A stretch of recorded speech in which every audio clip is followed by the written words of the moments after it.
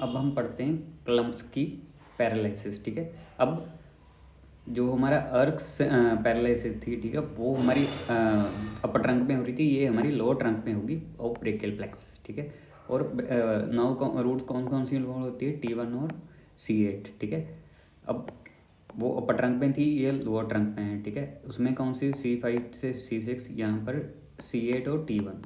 ठीक है, और ये जो कौन कौन सी मसल्स को पैरालिसिस हो जाएगा, क्योंकि हमें पता है T1 और C8 हमारे हैंड्स के मसल्स को सप्लाई करती है। ठीक है, तो इंट्रिंसिक मसल्स ऑफ हैंड और ulnar flexor of wrist and fingers हो जाएगा। ठीक है, तो सारी जो भी अल्नर नर्व सप्लाई करेगी वहाँ पर हमारी ये क्लम्प्स की पैरालिसिस हो जाएगी। ठीक है, अब इसका क्लिनिकली हम ऐसे कैसे देख सकते हैं। ठीक है, इसमें हमें फीचर मिलेगा क्लॉ हैंड। ठीक है, जैसे शेर का पंजा होता है ना, वैसे हमें क्लॉ हैंड दिखता है। ठीक है, अब ये होगा क्यों, यहाँ पर इसकी एक तो जो हमारा मेटाकार्पोफ्लेंजियल जॉइंट है, ठीक है, ये वो यहाँ पर होता है। ठीक है, इसकी एक तो हाइपर एक्सटेंशन हो जाएगी। ठीक है, ये सीधा हो जाएगा ऐसे, ये वाला जॉइंट होता है हमारा मेटाकार्पोफ्लेंजियल जॉइंट। ठीक है, एक तो ये सीधा हो जाएगा, और ये जो हमारे ये नक्कल्स होते हैं, ठीक है, यहाँ पर फ्लेक्शन हो जाएगी। ठीक है, ये ऐसे फ्लेक्शन हो जाएगी, जिसे ये हमारे इंटरफ्लेंजियल जॉइंट्स, ये वाले इंटरफ्लेंजियल जॉइंट्स, और ये वाला इंटरफ्लेंजियल जॉइंट्स, और ये वाला हमारा मेटाकार्पोफ्लेंजियल जॉइंट्स होता है। ठीक है, तो यहाँ पर हमारी फ्लेक्शन हो जाएगी और यहाँ पर हाइपर एक्सटेंशन हो जाएगी। ठीक है, तो क्लॉ हैंड बन जाएगा।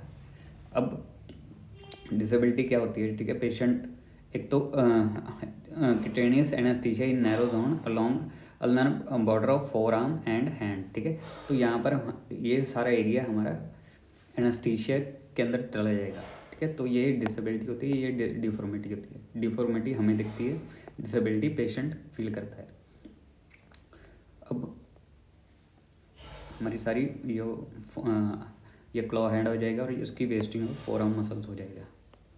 ठीक है, इसके साथ एक सिंड्रोम आता है, हॉर्नर सिंड्रोम। ठीक है, इसमें क्या होता है, जो हमारे T1 sympathetic nervous sympathetic fibres देता है, ठीक है, हेड एंड नेक को। ठीक है, उसमें इंजरी हो जाती है, और इसका क्लिनिकल साइन क्या होते हैं, Horner syndrome, it is a neurological condition that affect sympathetic nerve pathway. ठीक है, इसमें क्या होता है, जो हमारी आईलिड है, ठीक है, उसकी ड्रूपिंग हो जाती है, मतलब हमारी जो आईलिड है ऐसे आधी बंद हो जाती है, जिसे हम प्टोसिस कह देते हैं। ठीक है, और दूसरा मियोसिस। ठीक है, जो हमारी अगर ये हमारी आँख है, ये हमारी प्यूपिल है, ठीक है, तो प्यूपिल छोटी सी रह जाएगी। ठीक है, इतनी बड़ी आँख में, उसे हम मियोसिस कहते हैं। जो हमारी प्यूपिल है वो कंस्ट्रिक्ट हो जाएगी। ठीक है, जैसे कि हम ये हमारा इतना बड़ा प्यूपिल है, पर इसमें छोटा सा रह जाता है, एक पॉइंट सा बन जाता है। ठीक है, और anhidrosis, lack of sweating on the face, और ये 3 सिम्टम, और चौथा सिम्टम होता है एनऑप्थाल्मोस। ठीक है, जिसमें हमारी जो आई बॉल है वो सिंक इन हो जाती है into the socket, which is a common finding in Horner syndrome.